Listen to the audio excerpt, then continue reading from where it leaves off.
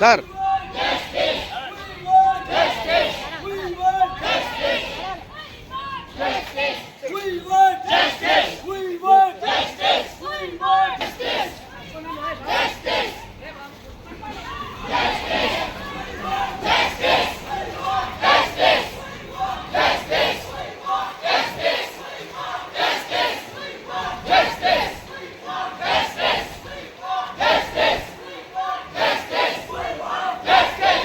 రావాలి స్వామి సైడు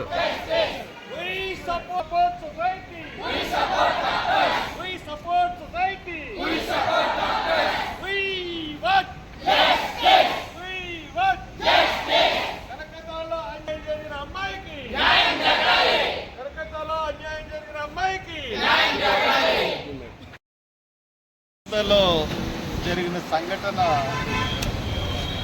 భారతదేశం అంతా కూడా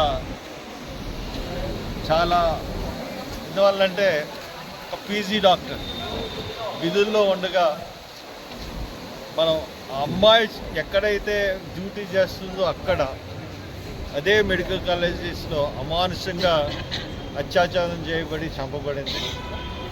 ఇప్పుడు మనం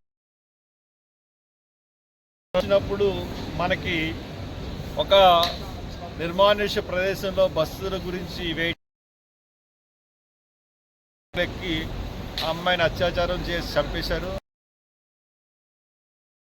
ప్రియాంక రెడ్డి దిశ కేసులో మనం చూసినప్పుడు హాస్పిటల్కి వెళ్ళి వస్తుండగా అమ్మాయినికి దుండగులు కిడ్నాప్ చేసి తీసుకెళ్ళి ఆ అమ్మాయిని చంపేశారు. ఆ నిందితులను వెంటనే ఎన్కౌంటర్ చేసి చంపేశారు. ఈ కేసు కల్కటా కేసు ఎక్కడైతే తను డ్యూటీ చేస్తుందో అక్కడ చంపబడింది, అత్యాచారం సాగింది.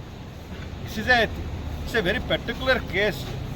అంటే ఉమెన్ మీద ఇంత దారుణమైన ఒక మెడికల్ కాలేజీ, ఒక మెడికల్ హాస్పిటల్, ఆ ప్రాంగణంలో అంత దారుణంగా అత్యాచారం జరిగి అంత దారుణంగా తను పైగా రూమ్ తలుపులు కూడా తీసి ఉన్నాయి అని అంటే the culprit is the superintendent of the hospital and principal of the medical college.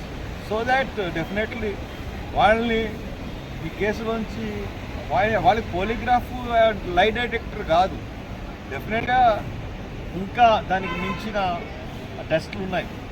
అవి చేసి ముద్దాయిని వెంటనే కనిపెట్టి వెంటనే వితిన్ 3 వీక్స్ ఆఫ్ టైమ్ ముద్దాయిలకి శిక్ష పడేటట్టుగా చేస్తేనే ఈయన జరుగుతున్న దానికి న్యాయం జరుగుతుంది. పైగా నిన్న కలకట్టాలో విద్యార్థుల మీద జరిగిన అమానుష లాఠీ చార్జీని కూడా మేము ఖండిస్తున్నాం.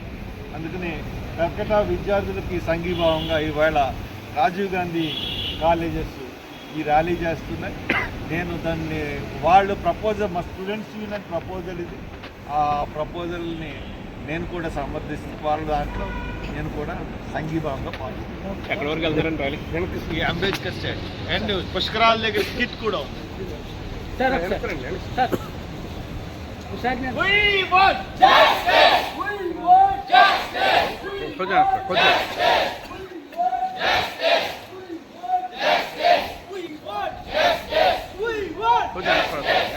బాబు లైవ్ వెనక్కి